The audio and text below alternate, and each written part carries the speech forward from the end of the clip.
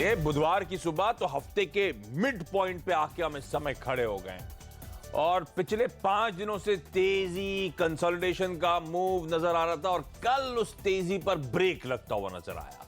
एक तिहाई फीसदी के दबाव के साथ सेंसेक्स और निफ्टी में कामकाज हुआ और दिक्कत यह कि संकेत आज के लिए भी अच्छे नहीं, जो मैं हेडलाइन में मेंशन भी कर रहा था। ग्लोबल ग्रोथ को लेकर वापस कंसर्न्स, ग्लोबल स्लोडाउन का खतरा लौटता हुआ। एक तो आईएमएफ ने ग्लोबल ग्रोथ घटाई, दूसरी तरफ चाइना के जो आंकड़े आए वो बेहद कमजोर ग्रोथ के आंकड़े हैं और इन सब के चलते आपने देखा इक्विटीज पे दबाव, कच्चे तेल के बाजार पे प्रेशर। तो अमेरिकन मार्केट, जब हम कल कामकाज की समाप्ति कर रहे थे तब डाउ इंडिकेशन थे कि 133 पॉइंट के दबाव एक लॉन्ग वीकेंड के बाद जब कामकाज की शुरुआत होगी तो दबाव के साथ होगी, पर प्रेशर उससे कहीं ज्यादा 300 पॉइंट का अमेरिकन मार्केट्स में देखने को मिला। हाँ, और ये कच्चा तेल जो दबाव दिख रहा है आपको ऑलमोस्ट 50 सेंट्स के आसपास का ब्रेंट में, ये भी वही ग्लोबल ग्रोथ की कंसर्न्स हैं जो स्क्रीन पर इस समय रिफ्लेक्ट होती हुई। तो थोड़ा सा दिक्कत भरा माहौल, जो नीरज वाजपेयी कह भी रहे थे हफ्ते की शुरुआत में कि थोड़ा सा अंडरटोन ध्यान रखें, थोड़ी गड़बड़ाने वाली है।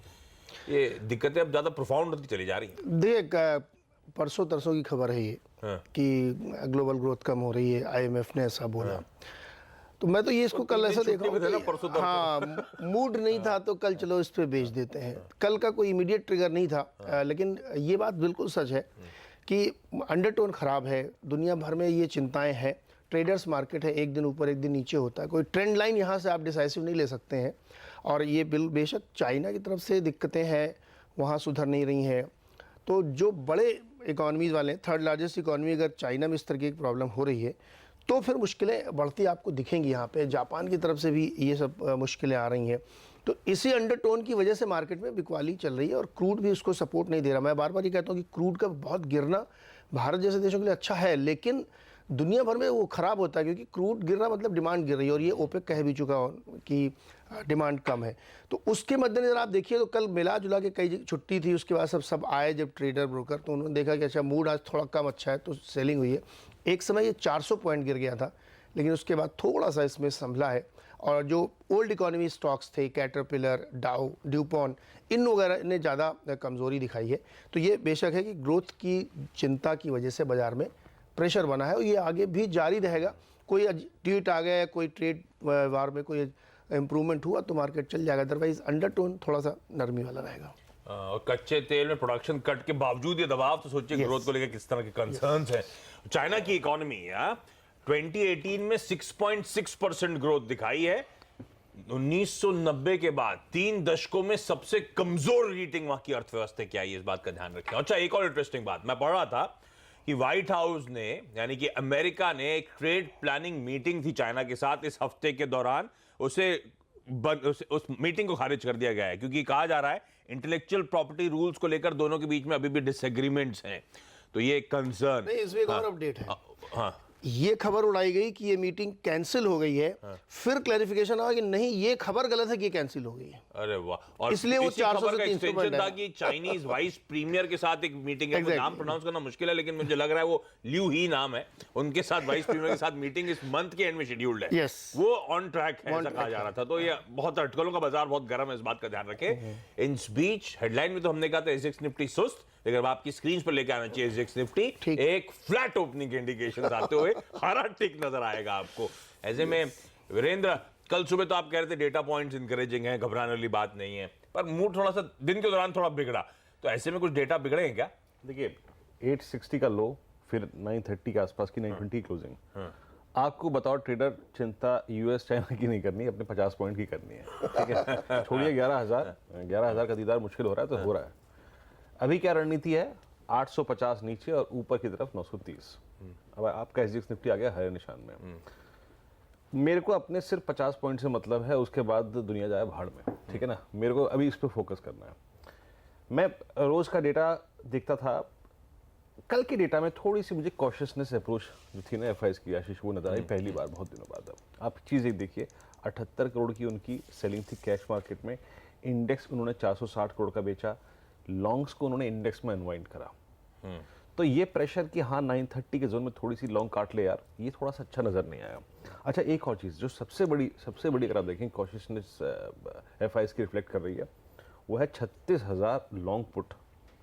लॉन्ग पुट्स का इतने बड़े क्वांटम में होना एफआईआई के कॉन्ट्रैक्ट में, वो थोड़ा सा अगर आप देखें मेरे लिए थोड़ा सा एक कहीं ना कहीं कोशिश होने का संकेत है। 36,000 लॉन्ग पुट्स, तो इंडेक्स पे थोड़ा सा सतर्क रहिए। आज रणनीति वही रहेगी। देखिए आशीष, थोड़ा सा टाइम स्पेंड करने दीजिए इंडेक्स को 850 860 की रेंज में। मेरे ख्याल से इस जोन में निफ्टी नहीं ओपन होगा, ठीक है ना।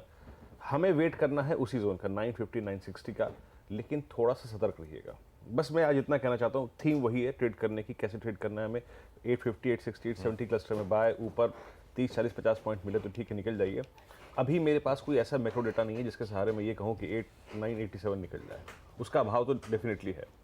तो रणनीति यही रखनी है। अच्छा, बैंक निफ्टी में आशीष, मैं फ्रेंकली स्पीकिंग बताऊँ थोड़ा सा कंफ्यूज हूँ आज, क्योंकि डेटा मेरे पे इतना बहुत स्ट्रांग नहीं है ऑप्शन का जिससे मैं क्लियर मैंडेट दे सकूं कि 300 होल्ड करेगा या नहीं करेगा, या फिर 600 की तरफ जाएगा नहीं जाएगा 2700 के लिए। तो आज मैं बताऊं आशीष, इस डेटा के बाद मैं भी थोड़ा सा ना बैकफुट पे रहूंगा। आज सुबह हम दोनों की जब बातचीत हो रही थी, आप कह रहे थे डेटा थोड़ा कॉशियस है। तो कल के मुकाबले आज 50 पॉइंट को कमाना मुश्किल है क्या मेरे लिए? ज्यादा थोड़ा सा मुश्किल होगा, थोड़ा सा मुश्किल होगा, क्योंकि देखिए इसे कहते हैं कंसोलिडेशन ओवरडन। इसे कहते हैं कंसोलिडेशन ओवरडन। और ओवरडन जब होता है ना तो रेंज छोटी होती जाती है, ट्रेडर कंफ्यूज हो जाते हैं। तो मेरे ख्याल से आज स्क्रीन ज्यादा मौका देगी आशीष।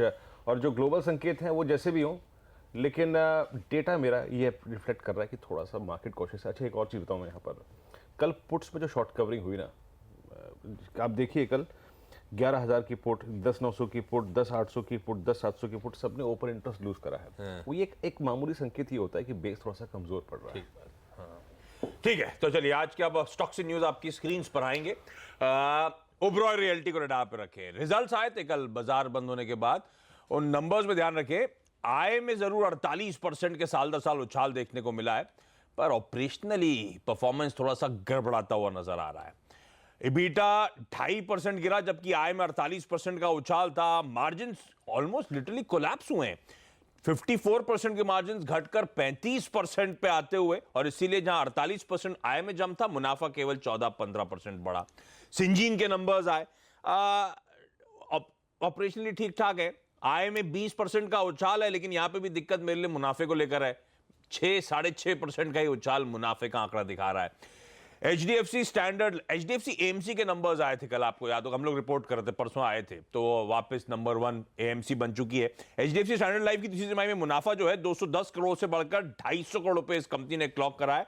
प्रीमियम से जो मोबिलाइजेशन, प्रीमियम से जो आय है 5420 करोड़ से बढ़कर ऑलमोस्ट 6900 करोड़ रुपीस के आसपास पहुंचती हुई।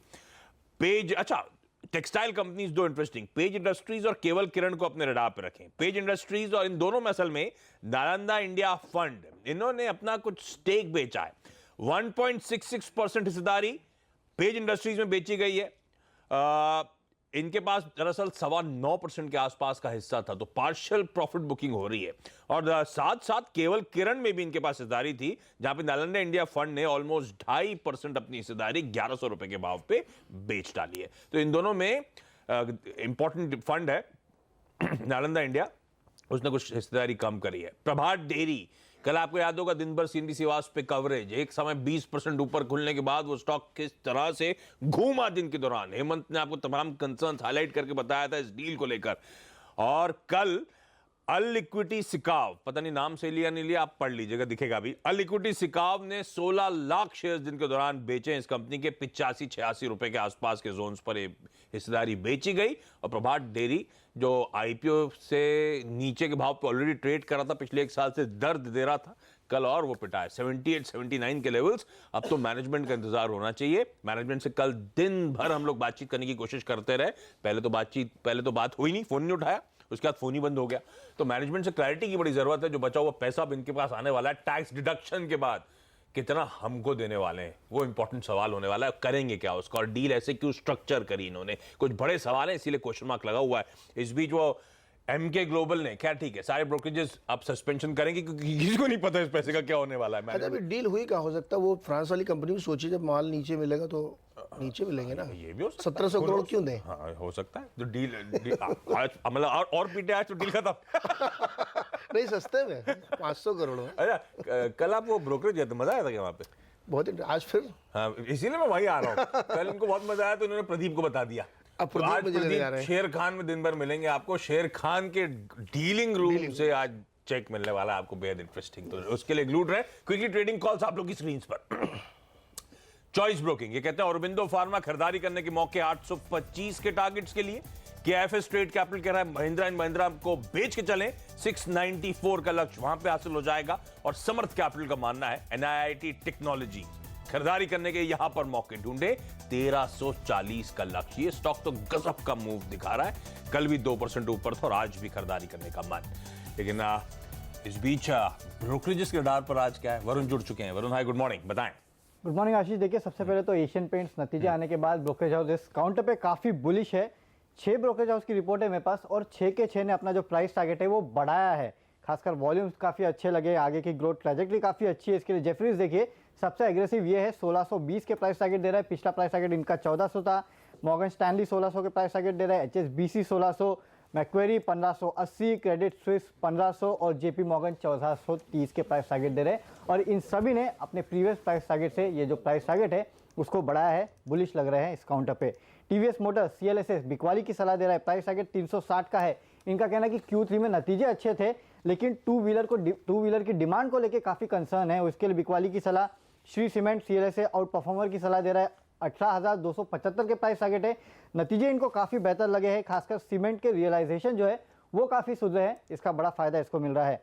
हेवल्स CLSA आउट परफॉर्मर का कॉल दे रहा है, प्राइस टारगेट बढ़ाया है, 720 से बढ़ा के 775 का किया है। इनका कहना है कि अक्रॉस कैटेगरीज इस कंपनी में ग्रोथ देखने मिली है जिससे काफी खुश है। लेकिन HDFC लाइफ पे CLSA खरीदारी की सलाह दे रहा है, प्राइस टारगेट काटा गया है, 510 से काट के 475 का किया है। इनका कहना है कि प्रीमियम ग्रोथ तो अच्छी है लेकिन जो परसिस्टेंसी रेशियो और मार्जिन्स में दबाव है वो कहीं ना कहीं इनको चिंता दिलाता है, इसके लिए प्राइस टारगेट काटे गए। ओके, तो अगर आप मिस आउट करके तो हमारी टिकर टीम नीचे रिपोर्ट चला भी रही है, नोट डाउन कर सकते हैं आप।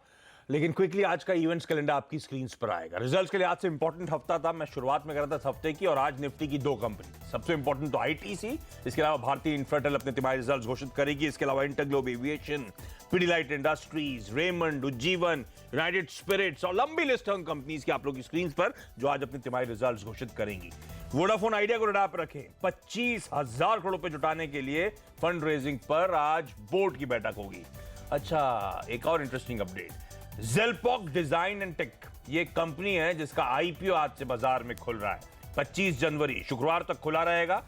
62 से 66 रुपीस का प्राइस बैंड, रिटेल के लिए 3 रुपए का डिस्काउंट और कुल मिलाकर 23 करोड़ रुपए जुटाने के लिए IPO आ रहा है। तो ये SME में क्यों नहीं चलेगा? नहीं है, मेन बोर्ड पे आ रहा है, लिस्टिंग मेन बोर्ड पे होगी, लेकिन 23 करोड़ रुपए कुल मिलाकर ये जुटाने की कोशिश करेंगे।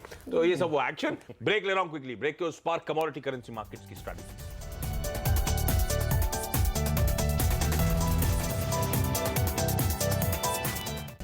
ब्रेक के बाद आपका स्वागत है और आज की कमोडिटी करेंसी स्ट्रैटेजीज हैं इंडिया निवेश कमोडिटीज की तरफ से, और इनका मानना है सोने में आप खरीदारी करके चलें 32,250 के टारगेट्स के लिए, कच्चा तेल खरीद के चलें 3780 के लक्ष्य वहां पे हासिल हो जाएंगे, और रुपया आज ट्रेड के दौरान और कमजोर हो सकता है। तो USD INR फ्यूचर्स में खरीदारी करने का मौका ढूंढें, 7140 के लेवल्स पे बाय इनिशिएट करें 7170 के टारगेट्स के लिए।